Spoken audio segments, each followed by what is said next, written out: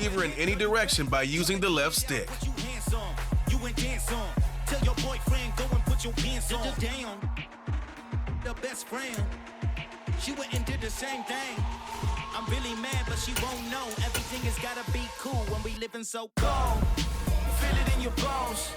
You ain't gonna feel it till I'm gone. Caught up in your feelings, now you froze.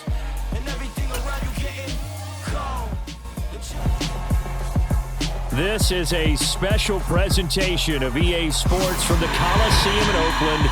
Our tribute to the coach, the John Madden Legacy Game.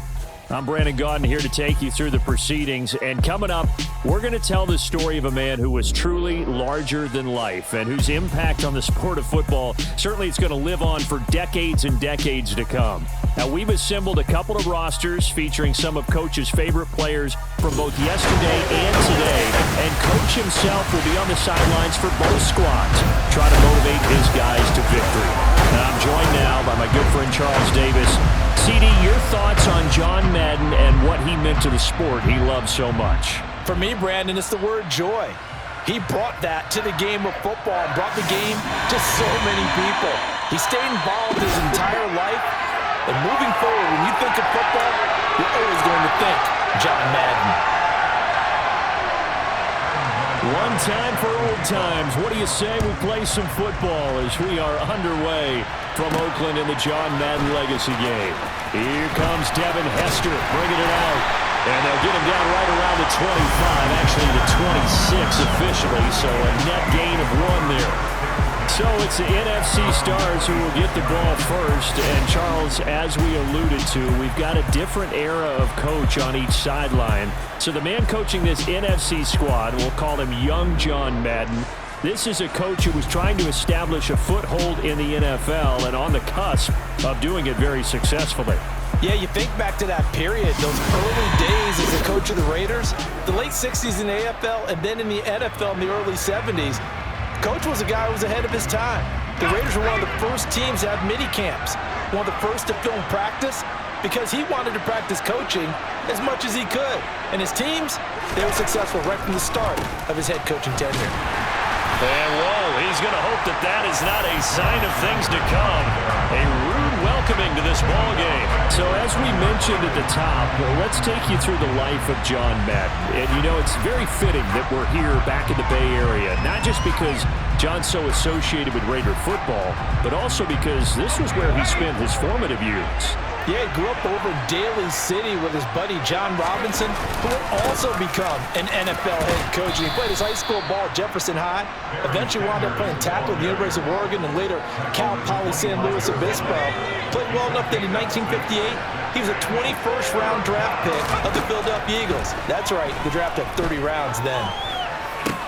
The first catch of the game for George Kittle. And they'll get him down at the 34, and he's going to be short of the first by a few yards. That'll give him 8 that time, and it'll be 4th down. We're able to get the completion, but unfortunately not able to get the 3rd down conversion there on that play. And I like how the defense approached that one. They knew where the first down marker was, and they decided whatever you want to have, you can. You're just not going to get the first down. Excellent tackling right there.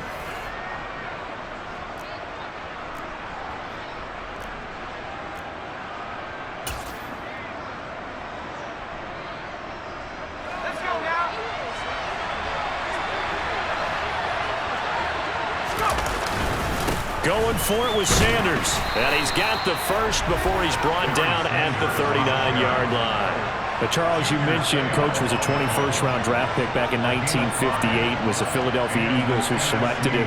But unfortunately for John, knee problems, they just continued to dog him. He was hurt in his first training camp, actually never saw the field as a player in the NFL. But it was still during his time with the Eagles, you and I were talking about this before going on air, that you could start to see the light bulb going on for what his career path might entail. And it went on in a big way, didn't it? Because while he was rehabbing his knee, he started to spend a lot of time breaking down film with the Eagles, with quarterback Norm Van Brocklin, the future Hall of Famer and future head coach in the NFL. Remember, Norm Van Brocklin coached with the Falcons, he coached with the Vikings. And it was there, during that time, I think Coach Madden realized his love of football and love for teaching, combining all that together, and that meant being a football coach. So in 1960, began his coaching career at a small college south of San Luis Obispo called Allen Hancock, and then later at San Diego State University under another legendary coach, the guy who could throw it around pretty well, Don Coryell. On 1st and 10, it's Sanders. And he maneuvers up the middle for 3, and it's 2nd down. Well, Charles, you know, it was in the early 1960s that a young John Madden made the acquaintance of the owner of the Oakland Raiders, one Al Davis, of course, and the two, they really bonded, would become one of the best owner-coach duos in NFL history. And to take it a step further, Al Davis became someone who John referred to as his best friend. Yeah, 1967, Brandon, Al Davis hired Coach Madden to be a linebackers coach. Remember, this was still the AFL at that point. We had not merged totally with the NFL. And Coach Madden, he paid dividends almost immediately. Helped the Raiders win the AFL title in 1968. And that meant a date with the Green Bay Packers in what was now known as Super Bowl II. But by 1969, at the age of 32, just 32, Brandon, John Madden assumed the mantle of head coach of the Oakland Raiders. And what a ride he, the Raiders, and the NFL were about to go on. Now a 3rd down throw, but it misses the target, incomplete. Well, the other day they told us when we've got 3rd and 5 or less, we have to be able to convert. And I guess every team would say that, Charles, but an opportunity missed there. What they were trying to tell us is they believe it's a matchup game at that point, and they liked some matchups that they had, thought they could exploit them, unable to do so on that play. Oh, into a sea of defenders and intercepted. Picked off by Rod Woodson. Not something you see very often from a quarterback of his caliber, an opening drive interception. Oh, there's no doubt in my mind that even he's surprised at how that one played out. But we know this guy is not going to stop him from continuing to fire as this game goes along. Probably give a little nod of respect across the field for that one and let him know he'll be back the very next series. So, Charles, as mentioned, we've got another Coach Madden over here on the AFC sideline. Of course, his Raiders, members of the AFC West. So this is a conference he battled in for his entire career.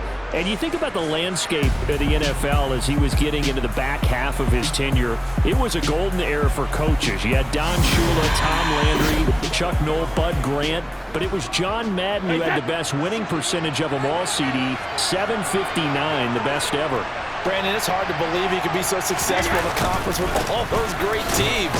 The Steelers won 4 Super Bowls. The Dolphins won 2 and were a mainstay in the playoffs. The Colts were tough. The Broncos came on late and went to a Super Bowl themselves. But against Hall of Fame coaches, John Madden's record, 36, 16, and 2. That's pretty incredible. His Raiders were a factor each and every year.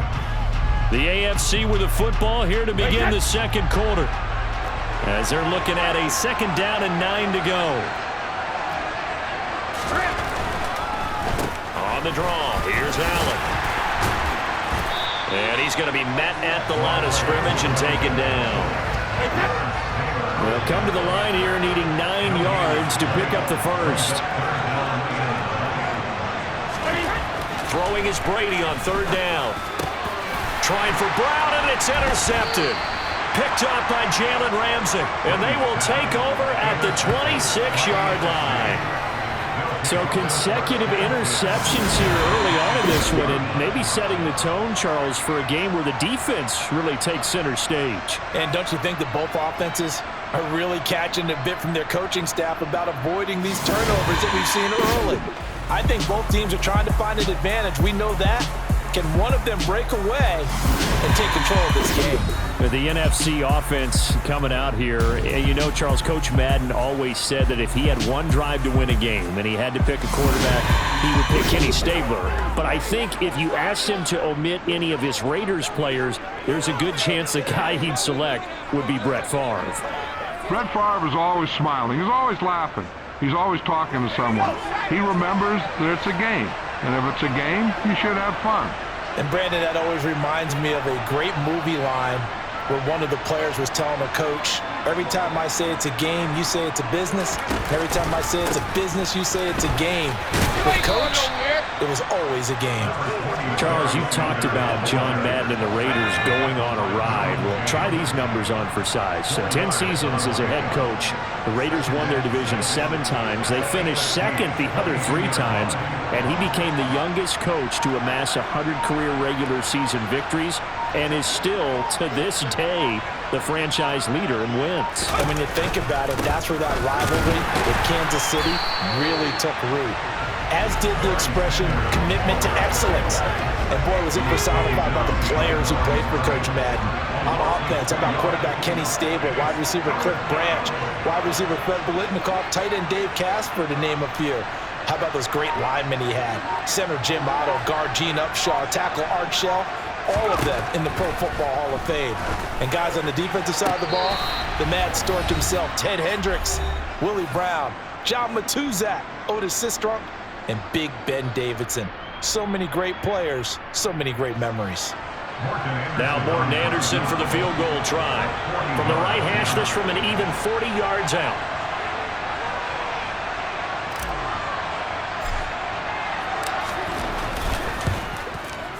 Oh, it's no good. Anderson pushed it left, and this will remain a scoreless game.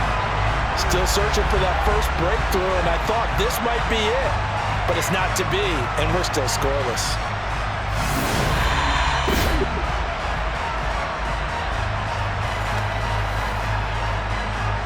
The AFC offense set to take their next drive. That opening drive ended with the INT. It didn't lead to points, but still not the way they were hoping to begin the game. But how about going and telling your defense, thank you, a huge thank you. You said it didn't lead to points, stalled off that drive. Now they've got a chance to redeem themselves and maybe reward their defense a little bit by putting some points on the board on this one. And his throw's going to be incomplete. Charles, you think about all the success that John Madden had as an NFL head coach, and he had plenty, and we talked about it, including the 10 straight winning seasons, a Super Bowl title.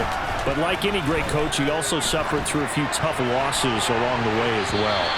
And Brandon, those tough losses came in high-stakes games because they always had such great success. Think about it this way. 6 times in his 10 years, the Raiders were knocked out near the AFL championship game or the AFC championship game. But might be a divisional round exit. That's the one that bothered him most of all. Three River Stadium, December 1972. Yes, the Immaculate Reception game. Franco Harris grabbing the ball that was deflected, almost at his shoe tops, he picked it up and took it in for a game-winning score to give the Steelers a 13-7 victory. And partner, anyone who loves black and silver still doesn't believe that ball hit anyone in black and silver that day, and that play should never have counted.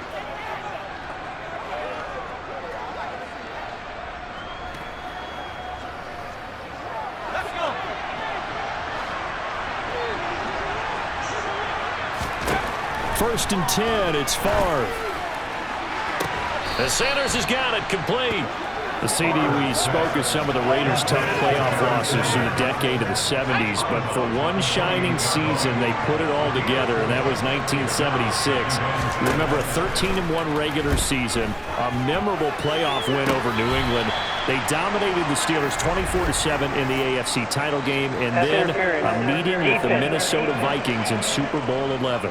Oh, Brandon, what a game that was down at the Rose Bowl in Pasadena. A gorgeous 53-degree day, perfect for football. Raiders got out to a 16-0 lead at the half, and Clarence Davis, no relation, although I would certainly claim him, strong on the ground, 137 yards rushing.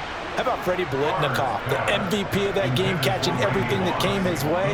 Kenny Stabler running the offense with precision, and we all remember the one that sealed it. The grand old man himself, Willie Brown, with the laser-focused eyes, picking off Fran Tarkenton and taking it 75 yards for a touchdown. 32-14 the final score.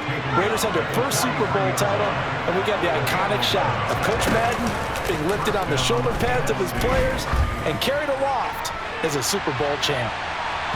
Now a throw to the end zone on first down, but it winds up incomplete. A very limited time left to get into field goal range before the half, and they tried to get it all on one throw right there. An incomplete pass on first down. That leads to a 2nd and 10.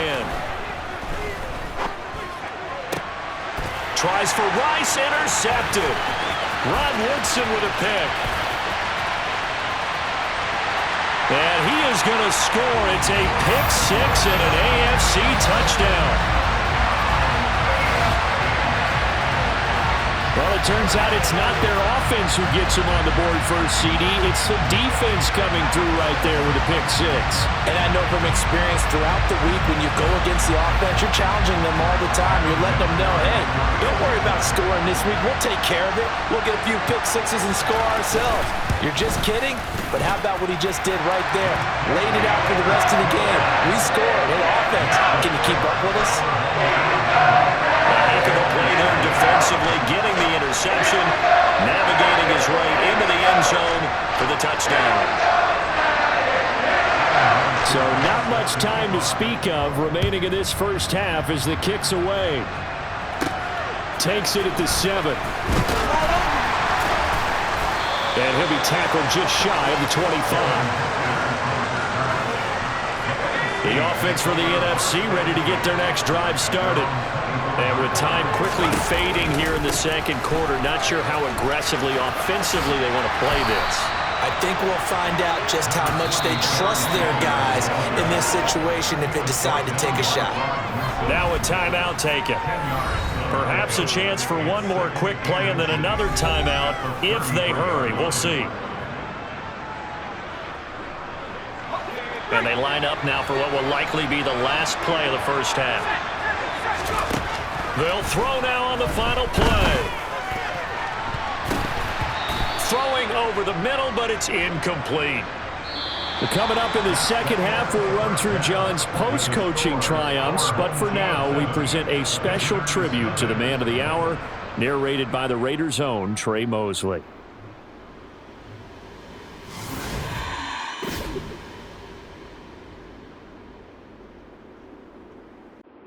What comes to mind when you hear the name Madden?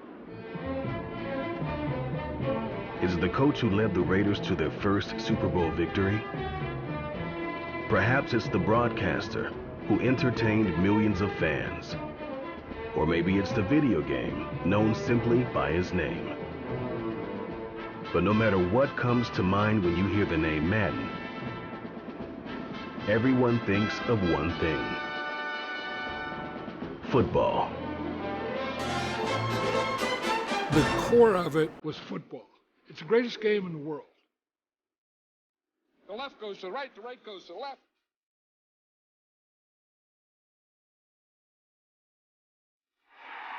Madden is on the field. He wants to know if it's real. John Madden goes on the shoulders of his players.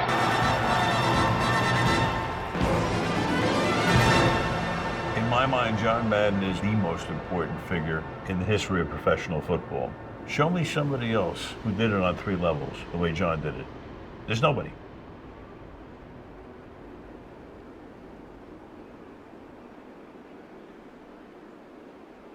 Boy, Charles, yeah, that is really well done. Coach was something else, wasn't he? I'm reminded what Al Davis said when he was inducting coach of the Pro Football Hall of Fame, Brandon. He loved the game. He loved his team. He loved the Raiders. He loved this league. And you can see it with everything he does. No doubt. But it's quite possible, though, that now he would say, hey, enough of that. Let's play some football. The second half forthcoming from Oakland.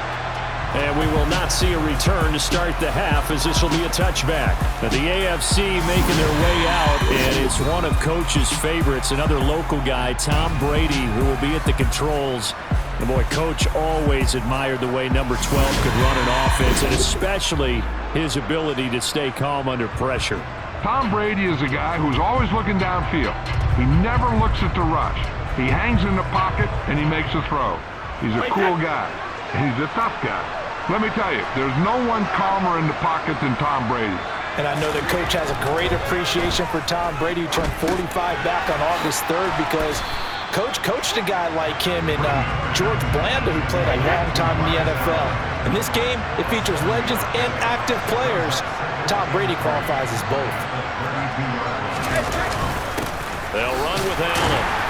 And the defense closes quickly there. They'll get maybe a yard to the 33. So now, Charles, to pick up the story we've been telling, John Madden at 42. He had just completed a 10-year stint as the coach of the Raiders. He wants to step away a bit from the grind of coaching, but he doesn't want to step away from the game of football. So he ends up signing on with CBS in 1979 to try his hand at broadcasting. And much like his coaching career, he was pretty much an instant success. Partner, he really connected with the people right from the start, and people may not remember he wasn't even on the #1 team in the beginning. He worked his way up. But the same things that made him a great coach made him a great broadcaster. The ability to show the big picture, yet break it down into the details. That's what he did with his teams. That's what he did with the people. That way, he was simple to understand, yet insightful for viewers. And he did with that big personality that he had, one that connected with everyone. A nice return there of 11 to help mitigate a good punt. And the NFC will take over 1st and 10. They start on the ground here at Sanders. They'll be brought down on the 30-yard line after a gain of 6. The last run got 6. Now 2nd and 4. Now Favre. To the sideline, and wow, what a catch there. He doesn't get a lot, but he was able to get the feed down complete. They'll come to the line, needing only 2 yards to gain the first here. On 3rd down, they'll run it with Sanders. And brought down, but not before reaching the 45-yard line. 67 yards rushing for him now as he's run it 11 times. So for Coach Madden, Charles, by 1981, his broadcasting career is really taking off. He's elevated to the network's #1 booth that calls all the big matchups. And he gets the plum assignment of calling Super Bowl 16, 49ers and Bengals, and he's teamed up with Pat Summerall. And that pairing ultimately would go on to be one of the most influential in sports broadcasting history. Influential not just in us listening to them. Remember, they went on and called 8 Super Bowls together, but how they put together kind of the template that all of us broadcasters follow now. Sitting down with the head coaches and the quarterbacks and the stars of each team before a ball game to get extra information. And the way that those two paired together, Pat Summerall, short, concise, to the point, and turned it over to Coach Madden to fill in all the big details. Let's go get it now. I'm back for one, boys. Come on, man. 3 quarters complete now in the John Madden legacy game from Oakland. It's the AFC on top, and we're back to the Coliseum after this. Back now here on EA Sports. The run got 4. Now they deal with a 2nd and 6. It's NFC football, but they have some work to do on the scoreboard as we start the 4th. And a short gain there down to the 37-yard line. As you mentioned, CD, talking about John Madden, the broadcaster, he called 8 Super Bowls with Pat Summerall, 3 more with Al Michaels later in his career. He spent nearly 3 decades in the booth all told. And not only was he beloved for his mannerisms, we know that, but he was an innovator as well. Yeah, Brandon, you talk about things like the telestrator, which totally became identified with him, and now it's a staple for all analysts to have in the booth. And then you think about things like turducken on Thanksgiving, when you use words like boom and pow. He helped create the All-Madden team. He was a very popular commercial pitch man. And even the Madden Cruiser was unique, and you had to be someone to get a ride on it, too. So that's the 2nd time this game they've given it up on 4th down. They're now 1 for 3 on 4th down conversion tries. But they must feel good about what they're doing, right? They continue to go for it on 4th down. Give the defense a lot of credit, though. They've stopped them 2 out of 3 times. Usually, you have 4th down plays that you have dialed up and ready to go, and you think are going to be successful. Not so far in this game. They start the drive with a give to Allen. And he's dropped right at the 40. Gain of 3. Now, CD, we did get a little ahead of ourselves talking about John Madden, the broadcaster in the 90s and 2000s, because there was another product during that time period that he became quite famous for. And it's something that you and I know a little bit about, and that's the video game that bears his name. Originally John Madden Football when it was first released back in the late 1980s, and now known the world over simply as Madden. And Coach saw this originally as a way to teach the game of football. The early designs were for a 7-on-7 game, but he said no chance. He would not sign off on it. He wanted to be as realistic as possible. He told them, call me when it's 11-on-11, and he got his wish. Yeah, after that debut, Madden the video game continued to pick up steam through the 90s in a big way, and John himself, many will remember, was a commentator for the series for many years. And now here we are in the 2020s, and this game has sold somewhere in the neighborhood of 150 million copies. So the AFC with the football as we welcome you back. I have to imagine this will be on the ground as well as they come up 2nd and 7. Now we give up the middle to Bettis. And he'll get this down only to about the 46. They'll need 5 on this play to move the sticks.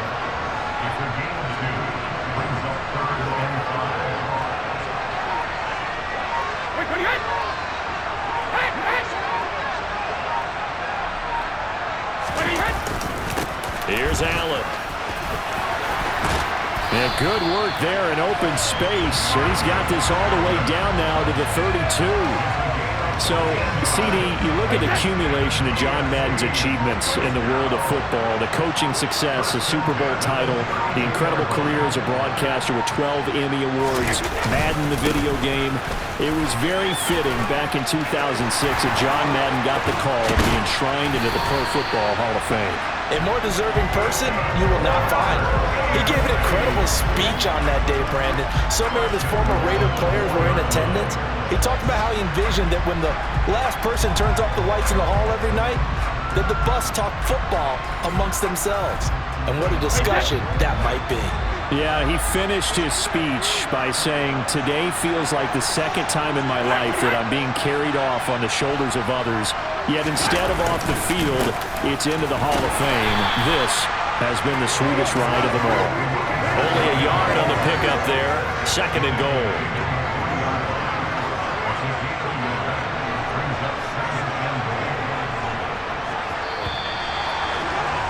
So it's a win here for the AFC on an incredible afternoon of football and remembering the life of John Madden. Before we go, one final message, and for all of us at EA Sports, this one's for you, Coach.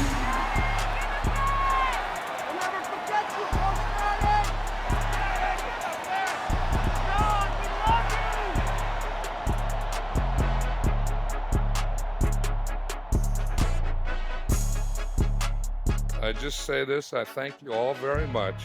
This has been the sweetest ride of them all.